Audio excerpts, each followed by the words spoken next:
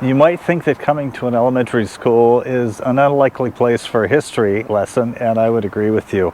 I'm here at the Lyman Gilmore Elementary School in Grass Valley, and this was once an airport. Now, the individual that the school is named after supposedly flew an airplane before the Wright brothers, although it's kind of questionable whether or not he actually did that. Let's take a look at this marquee right here, Lyman Gilmore School. It says there, he lived from 1874 to 1951. He established the first commercial airport on this site in 1907. To him and his memory, the people of this community dedicate this school as the Lyman Gilmore School, Grass Valley School District. And this school has a lot of symbols for aeronautics. In fact, on the side of the gym here in the multi-purpose room, they have a depiction of Lyman Gilmore.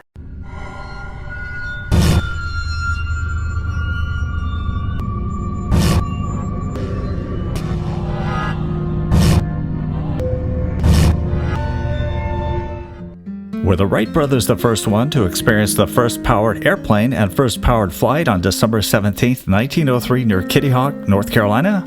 Some residents of Grass Valley differ. Local legend has it that Lyman Gilmore made the first powered flight from his Gilmore Aerodrome in Grass Valley on May 15, 1902, some 18 months before the famous bicycle shop owners from Dayton, Ohio. But any recorded evidence that the early flight actually took place would have been consumed in the hangar fire of 1935. Allegedly, there was a notation in Gilmore's flight logs dated May 15, 1902, corroborating this legend, but Gilmore did not make his claim until 1935.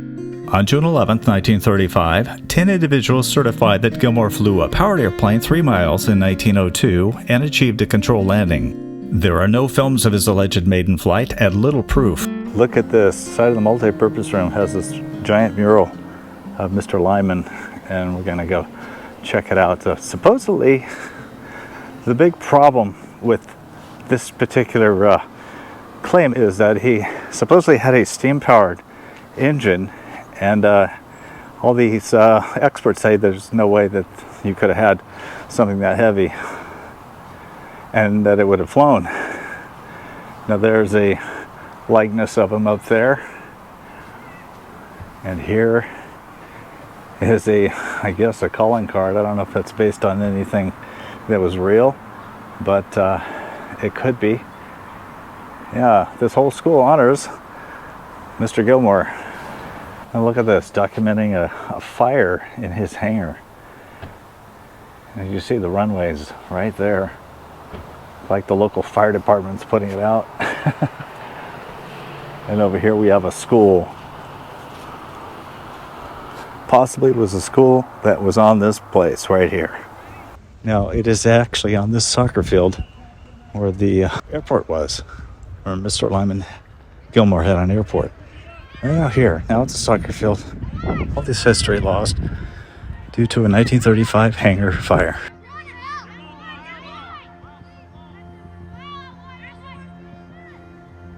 Lyman Gilmore was born in Olympia, Washington on June 11, 1876, and came to California in 1894. Gilmore was considered a unique and odd local character who had poor hygiene and wore tattered clothing. Gilmore was obsessed with flying and built airplanes with his brother Charlie. He claimed that his first plane in 1902 was a 32-foot span glider powered by a 20-horsepower steam engine. He stated that the airplane flew from 100 yards to a mile on multiple occasions beginning on May 15, 1902. Gilmore died in 1951 without receiving any credit for the first alleged power flight. However, his obituary in the New York Times and the Washington Post claimed that he founded what may have been the first commercial airport in the United States in 1907. Apparently, when the old man died, his house was found in such neglect and disrepair that it was declared a nuisance by the city council and was believed to have been demolished. So we came to the Pine Grove Cemetery looking for Lyman Gilmore's grave. Unfortunately, I have no GPS. I have no sections to go by, so it's going to be like finding a needle in a haystack. And quite honest, I don't think we're going to be able to do it. But somebody did take a picture of his grave, and we do have it, so might have to go with that. As we're looking for Lyman Gilmore, which I doubt if we're going to be able to find him, I want to show you another zinc marker. They last forever. they were kind of considered cheap. But look at this. It's Guschetti.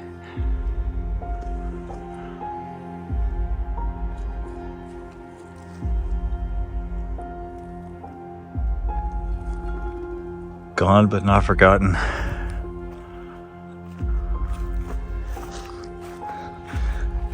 Like I said before, it's like finding a needle in a haystack if you don't have any sections to narrow your search. And Find a Grave is not helping us whatsoever. No GPS. It just says he's buried here in this cemetery. Sarah's helping me find, but the only thing she came up with are acorns she just tossed. No, I found some Rockefellers and some Hearsts. Just the wrong kind of Hearst. Oh, still no Lyman Gilmore. And then I just found Gillespie. He's got to be related to Dizzy Gillespie, right? Well, as the sun goes down on this day, I'm not going to find it. We're losing daylight, and like I said, if there's no indication of what section or any GPS coordinates, then we're just not going to find it. So that's unfortunate. But this is one of the saddest cemeteries I've ever seen. So this is what happens when coffins collapse. Ground drops in like that. Sarah and I wanted to check out the Nevada County Railroad Museum, where ironically we found some displays shedding more light on the mysterious Lyman Gilmore. We found this model of Gilmore's 1912 Batwing monoplane, but we found no evidence that this plane ever flew. If anybody has information to show us otherwise, please let us know what you know in the comments section. Sarah, look at this. Oh, you can't get inside of it. What? Oh, is this the steam-powered airplane? Well, it says 1912. He supposedly went up in 1903. Oh, So this is the right. this maybe is a different model of airplane that he built. Huh. Has skis. It's pretty elaborate. Interesting. Hey, look at this. That'd be cool, huh? You know those big cars that I want to ride one? Oh. But this is a bike. Velocipede? Oh yeah, to ride the rails. I want to ride it. Locks and keys. Then we have models of some of the equipment we have out in the yard. Model of one of the streetcars. Among the items on display at the museum is this 1925 check filled out and signed by Lyman Gilmore while he was manager of the Blue Channel Mine at Iowa Hill. This letter explains how Gilmore was trying to sell off his mining claim of 180 acres for $2,500, money that he needed to secure patents for his airplane designs.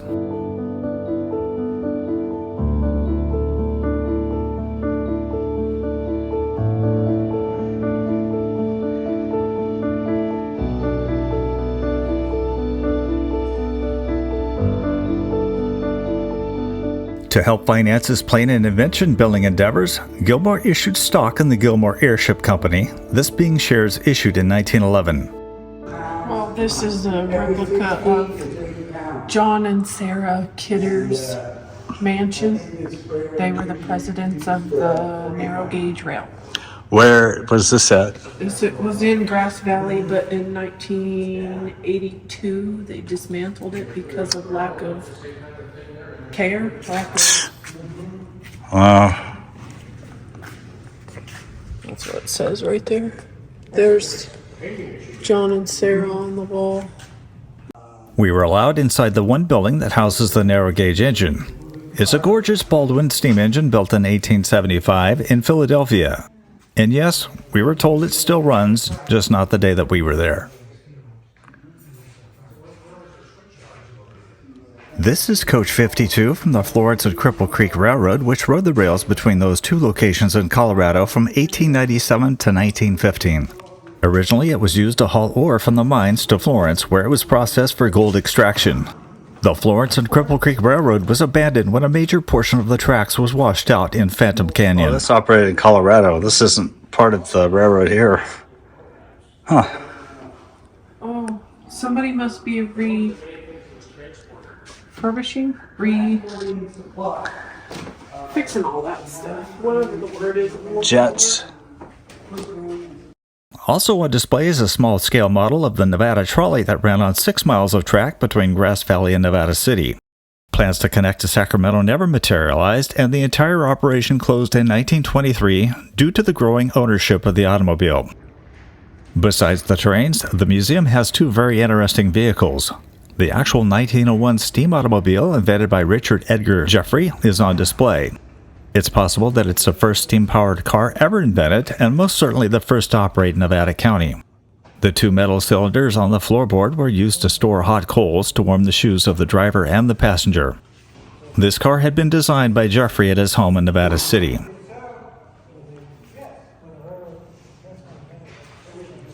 Also on display is a rare Studebaker wagon created in 1853 for the miners.